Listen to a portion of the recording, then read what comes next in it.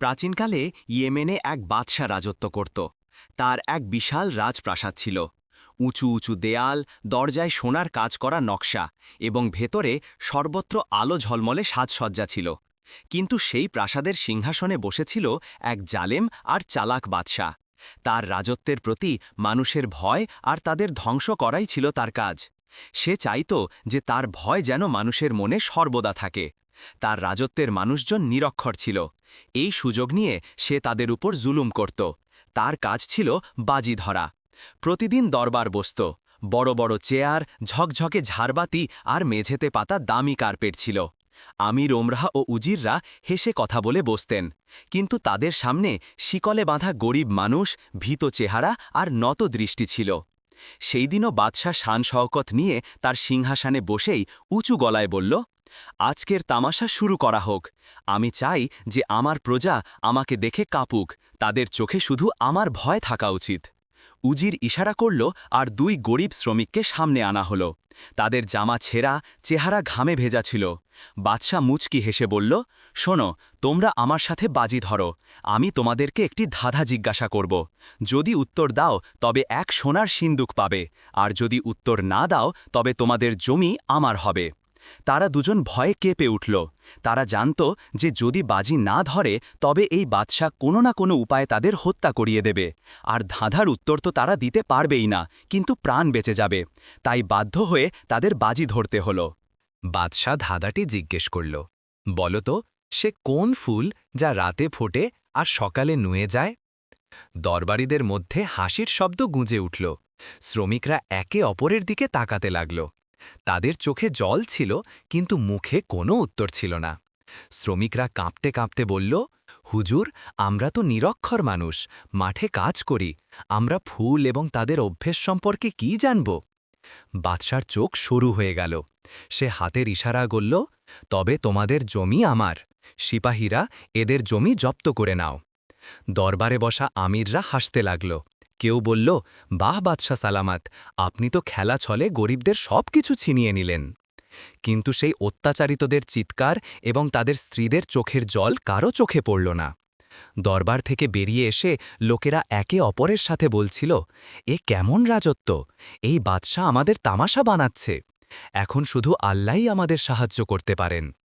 সেই দিন থেকে পুরো শহরে একই আলোচনা ছিল, জালেম বাদশাহ এখন মজা করে মানুষের জীবন নষ্ট করছে। শহরের এক প্রান্তে একটি সাধারণ বাড়ি ছিল। সেখানে থাকত এক যুবক, তার নাম ইব্রাহিম। ইব্রাহিম কিছুদিন আগে বাগদাদ থেকে ফিরেছে। সেখানে সে জ্ঞান শিখতে গিয়েছিল, আর এখন সে ব্যবসা করে। বই পড়ে এবং জ্ঞানী বুজুর্গদের মজলিসে বসে জ্ঞান অর্জন করে। মানুষের তার বুদ্ধি আর বিচক্ষণতার উপর ভরসা ছিল। পুরো শহরে ইব্রাহিমের চেয়ে বেশি বুদ্ধিমান কেউ ছিল না। যখন ইব্রাহিম শুনল যে বাদশাহ দুই শ্রমিকের ঘর ছিনিয়ে নিয়েছে, তখন তার মন কেঁদে উঠল। সে বাড়ির উঠোনে বসে চিন্তা করছিল। তার বন্ধু ইউসুফ কাছে এসে বলল, ইব্রাহিম, তুই এত চিন্তিত কেন? ইব্রাহিম গভীর শ্বাস নিয়ে বলল, ইউসুফ, তোর কি চোখে পড়ছে না? এই বাদশাহ আমাদের মেহনত, আমাদের ইজ্জত সব ছিনিয়ে নিচ্ছে। আমরা কি জুলুম হতে দেখতে পারি? মানছি আমরা শহর থেকে কিছুটা দূরে থাকি, কিন্তু তারাও তো আমাদেরই লোক।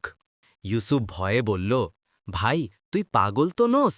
ও তো বাদশাহ, ওর কাছে তলোয়ার আছে, ফৌজ আছে, তুই একা কি করতে পারবি? ইব্রাহিম চোখে চমক নিয়ে বলল, জালেমের শক্তি কেবল মানুষের ভয়ের ওপর টিকে থাকে। যদি কেউ তার চোখে চোখ রেখে দাঁড়িয়ে যায়, তবে তার সমস্ত অহংকার ভেঙে যাবে। তার বাজি ধরতে ভালো লাগে তো? কাল আমি রাজপ্রাসাদে যাব এবং তার সাথে বাজি ধরব। ইউসুফ অবাক হয়ে জিজ্ঞেস করল, বাজি? কেমন বাজি? ইব্রাহিম ধীরে কিন্তু দৃঢ় স্বরে বলল, এই বাদশার বাজি ধরা খুব পছন্দ, তাই তো? আমি এর অহংকার ভেঙে দেব। আমি বলবো, বাদশাহ, তুমি আমার সাথে বাজি ধরো। যদি আমি তোমার ধাঁধার উত্তর দিতে পারি, তবে তুমি সিংহাসন আমাকে দেবে। আর যদি না পারি, তবে আমার জান নিয়ে নিও। দেখিস, আল্লাহ আমার সাথে আছেন। সেই রাতে ইব্রাহিম অজু করল, লম্বা নামাজ পড়ল এবং কাঁদতে কাঁদতে আল্লাহকে বলল, হে আল্লাহ, আমি তোমার বান্দাদের অধিকারের জন্য দাঁড়াচ্ছি। তুমি আমাকে সাহায্য করো, আমাকে বুদ্ধি ও সাহস দান করো। সবাই তাকে আটকাতে লাগল। অনেকে বলল, ইব্রাহিম, তুই নিজের জীবন হারাবি। কিন্তু ইব্রাহিম হেসে বলত, যদি আমার মৃত্যুতে এই রাজত্বে ন্যায়বিচার ফিরে আসে, তবে এই মৃত্যু আমার জন্য শাহাদাত হবে। পরের দিন সকালে দরবার সাজানো হল। দরবারীরা তাদের জাঁকচমকপূর্ণ পোশাকে, সোনার উপর ঝলমলে মুকুট এবং আংটি পরে বসল। সিপাহীরা সারিবদ্ধভাবে দাঁড়িয়েছিল। সাধারণ মানুষ দূর থেকে দেখছিল। কেউ কাঁপছিল, কেউ বলছিল, আজ কার পালা, আজ কার ঘর ছিনিয়ে নেওয়া হবে। তখনই দরজা দিয়ে 2 সিপাহী ইব্রাহিমকে ধরে নিয়ে আসছিল। ইব্রাহিম নিজের চেহারা পাল্টে নিয়েছিল। সে ছেঁড়া পুরনো কাপড় পরেছিল, যাতে তাকে খুব গরিব এবং নির্বোধ লাগে, এবং বাদশা তাকে হালকাভাবে নেয়। তার অবস্থা ভিখারির মতো ছিল। বাদশা বলল, একে তো আমি আগে কখনো দেখিনি। সিপাহীরা জবাব দিল, হুজুর, এ মহলে ঢুকে পড়েছিল এবং বলছিল যে সে মহল দেখতে চায়। আমরা একে আপনার কাছে নিয়ে এসেছি। বাদশা বলল, এ গরিব লোক, বল তোর কাছে কি আছে? ইব্রাহিম বলল, বাদশা সালামত, আমি এক নিরক্ষর মানুষ, আমার কাছে কিছু নেই, কিন্তু আমার পূর্বপুরুষরা আমাকে উইলে একটি নকশা দিয়ে গিয়েছিলেন। শোনা যায় যে এই নকশা খাজানার, কিন্তু আমার কাছে এত শক্তি নেই যে আমি খাজানা খুঁজে বার করতে পারি। বাদশা এটা শুনে অবাক হয়ে গেল। সে ইব্রাহিমকে বলল, তুমি কোথাও মিথ্যা তো বলছো না? কি প্রমাণ আছে তোমার কাছে? ইব্রাহিম বলল, আমি মিথ্যা বলছি না। যদি বিশ্বাস না হয় তবে আপনি নিজে দেখে নিন। বাদশা যেই সেই নকশাটি দেখল, সে আশ্চর্য হয়ে গেল। এই তো সেই নকশা যার পিছনে অনেক বড় যুদ্ধ হয়েছিল। এটি পাওয়ার সন্ধানে বাদশা না জানি কত মানুষকে মৃত্যুর মুখে ঠেলে দিয়েছিল। বাদশা চালাকি করল, এ লোক, তোর এই নকশা আমার হল। যদি তুই এই নকশা নিতে চাস তবে তোকে আমার সাথে বাজি ধরতে হবে। যদি আমি জিতি তবে এই নকশা আমার, আর যদি তুই জিস তবে এই নকশা তোর। এই কথা শুনে ইব্রাহিম বলল, বাদশা সালামত, আমি তো নিরক্ষর মানুষ, আমি আপনার কাছে কি করে জিততে পারি? কিন্তু যখন আপনি এটাই চান তখন আমার একটি শর্ত আছে। সে সিংহাসনের দিকে এগিয়ে গিয়ে উঁচু গলায় বলল, যদি আপনি জিতলে এই নকশা নয় বরং আমার জানও হাজির, কিন্তু যদি আমি জিতি তবে এই সিংহাসন আপনাকে ছাড়তে হবে। দরবারে হইচই পড়ে গেল। কেউ কেউ হেসে উঠল। এই গরিব যুবক বাদশাকে চ্যালেঞ্জ দিচ্ছে, পাগল হয়ে গেছে মনে হয়। বাদশা অহংকার করে মুচকি হেসে বলল, আমি তো তোকে এরকমই ভাবছিলাম। এত সাহস!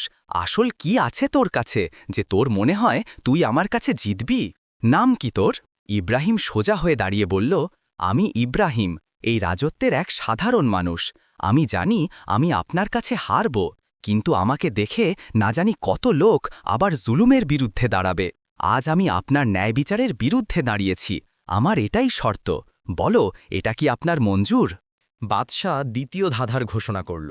উজির উঁচু গলায় বলল, বাদশাহ সালামত বলছেন যে বলো, এমন কোন জিনিস যা যত ভাগ করো ততই বাড়ে, কিন্তু যে আটকে রাখে তার হাত থেকে বেরিয়ে যায়? পুরো দরবার চুপ। লোকেরা একে অপরের দিকে তাকাতে লাগল। কারো কাছে জবাব ছিল না। ফিসফিসানি শুরু হলো, এ তো অসম্ভব, এমন কোন জিনিস?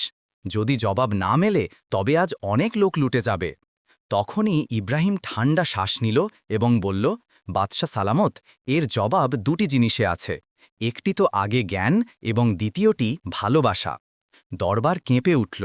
বাদশা বলল, বিস্তারিত দিয়ে বোঝাও। ইব্রাহিম হেসে বলল, জ্ঞান যত ভাগ করা হয় ততই বাড়ে, ভালোবাসাও যত ছড়ানো হয় ততই বাড়ে, কিন্তু যদি কেউ এগুলিকে আটকে রাখে বা বেঁধে রাখে তবে তা তার হাত থেকে বেরিয়ে যায় এবং তার মন খালি থেকে যায়। সারা দরবার তালি বাজিয়ে চিৎকার করল, ঠিক বলেছ, ঠিক বলেছ। বাদশার চেহারা রাগে লাল হয়ে গেল। সে জোরে বলল, এই লোকটা বারবার আমার সম্মান মাটিতে মিশিয়ে দিচ্ছে। বাদশা এখন আগুন হয়ে গিয়েছিল। সে ইব্রাহিমের দিকে ঘুরে তাকিয়ে বলল, তুই বারবার আমার ধাঁধার উত্তর কিভাবে দিয়ে দিস? তুই কি কোনো জাদু করে রেখেছিস? ইব্রাহিম শান্ত স্বরে বলল, না বাদশা সালামত, আমি জাদুকর নই। আমি শুধু ভাবি, বই থেকে শিখি এবং জীবনের অভিজ্ঞতা থেকে বুঝি। জ্ঞান আর বুদ্ধি আল্লাহর আশীর্বাদ, কিন্তু দুর্ভাগ্য যে আপনি এগুলিকে খেলা এবং জুলুমের মাধ্যম বানিয়ে ফেলেছেন। দরবারে ফিসফিস শুরু হলো।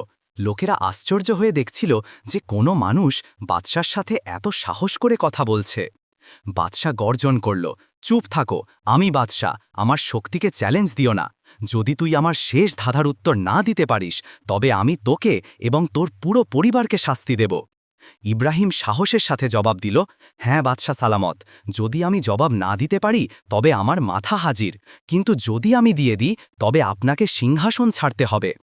পুরো দরবার কেঁপে উঠল, চারদিকে নীরবতা ছেয়ে গেল। লোকেরা হতভম্ব হয়ে গেল যে একজন গরিব মানুষ বাদশার সাথে এত বড় শর্ত কিভাবে ধরতে পারে। বাদশা ঠান্ডা হাসি হেসে বলল, ঠিক আছে, এই ধাঁধাটি কাল জিজ্ঞাসা করা হবে। কালকের দিন তোর আর আমার মাঝে শেষ ফয়সালা হবে। এখন আপনি যেতে পারেন। ইব্রাহিম ফয়সালা মঞ্জুর করল।